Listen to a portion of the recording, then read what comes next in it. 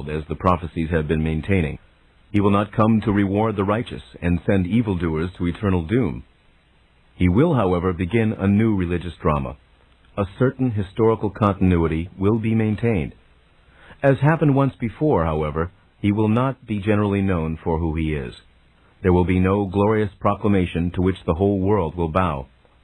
He will return to straighten out Christianity, which will be in a shambles at the time of his arrival, and to set up a new system of thought when the world is sorely in need of one.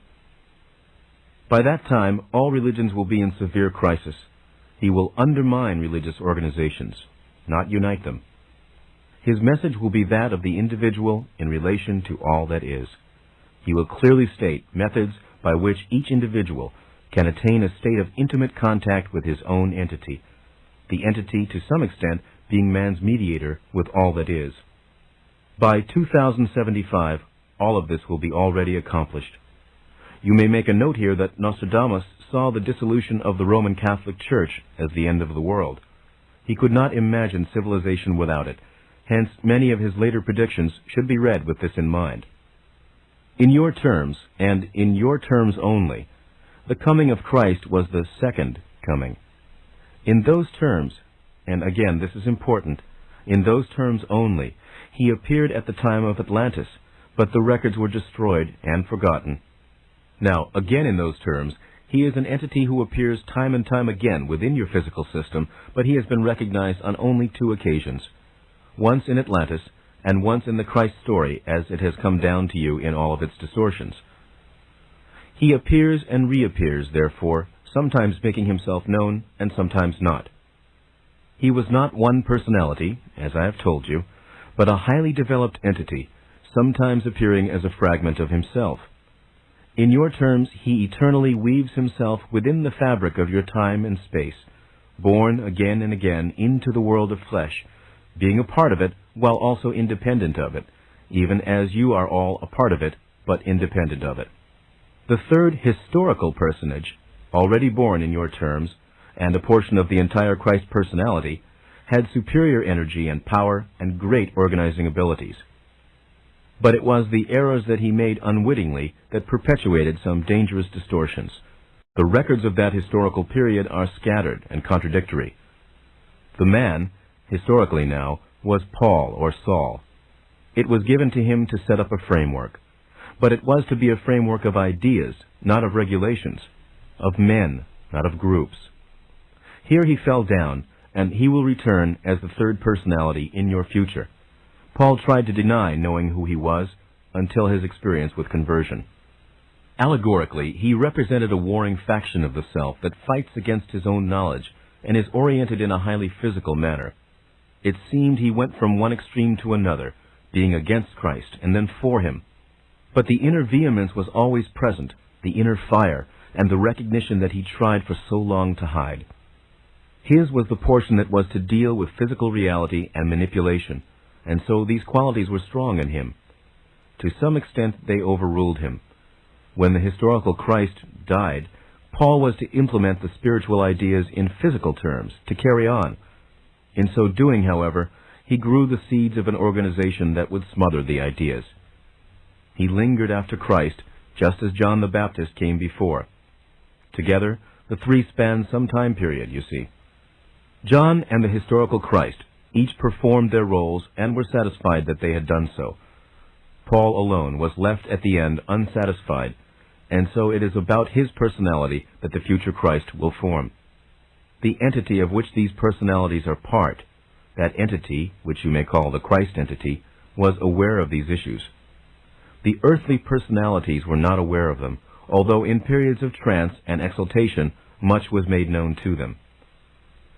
Paul also represented the militant nature of man that had to be taken into consideration in line with man's development at the time. That militant quality in man will completely change in nature and be dispensed with as you know it when the next Christ personality emerges. It is therefore appropriate that Paul be present. In the next century, the inner nature of man, with these developments, will free itself from many constraints that have bound it. A new era will indeed begin, not a heaven on earth, but a far more sane and just world, in which man is far more aware of his relationship with his planet and of his freedom within time. The third personality of Christ will indeed be known as a great psychic, for it is he who will teach humanity to use those inner senses that alone make true spirituality possible. Slayers and victims will change roles as reincarnational memories rise to the surface of consciousness.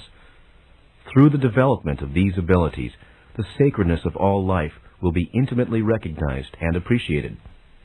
An open-ended consciousness will feel its connections with all other living beings. The continuity of consciousness will become apparent.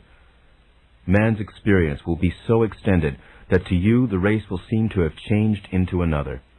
This does not mean there will not be problems. It does mean that man will have far greater resources at his command. It also presupposes a richer and far more diverse social framework. Men and women will find themselves relating to their brethren, not only as the people that they are, but as the people that they were.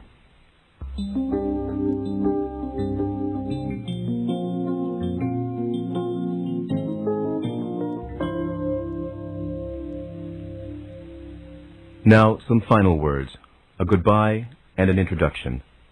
The soul knows itself and is not confused by terms or definitions. Through showing you the nature of my own reality, I hope to teach you the nature of your own. You are not bound to any category or corner of existence. Your reality cannot be measured any more than mine. I hope to illustrate the function of consciousness and personality through speaking these words and enlarging your concepts. The soul is open-ended. It is not a closed spiritual or psychic system. I have tried to show you that the soul is not a separate, apart from you thing. It is no more divorced from you than God is. There is no need to create a separate God who exists outside of your universe and separate from it, nor is there any need to think of a soul as some distant entity. God, for all that is intimately a part of you. His energy forms your identity, and your soul is a part of you in the same manner. The answers to the nature of reality, the intimate knowledge of all that is, that you all seek, is within your present experience. It will not be found outside of yourselves, but through an inner journey into yourself, and through the world you know. All of existence and consciousness is interwoven. Only when you think of the soul as something different, separate, and therefore closed, are you led to consider a separate God, a personality that seems to be apart from creation. You are not fated to dissolve into all that is. The aspects of your personality, as you presently understand them, will be retained. All that is the creator of individuality, not the means of its destruction. My own previous personalities are not dissolved into me any more than your past personalities. All are living and vital. All go their own way. Your future personalities are as real as your past ones. After a while, this will no longer concern you. Out of the reincarnational framework, there is no death as you think of it. Personality changes, whether it is within a body or outside of it, so you will change after death as you changed before it. In those terms, it is ridiculous to insist upon remaining as you are now, after death. It is the same as a child saying, "I am going to grow up, but I am never going to change the ideas that I have now."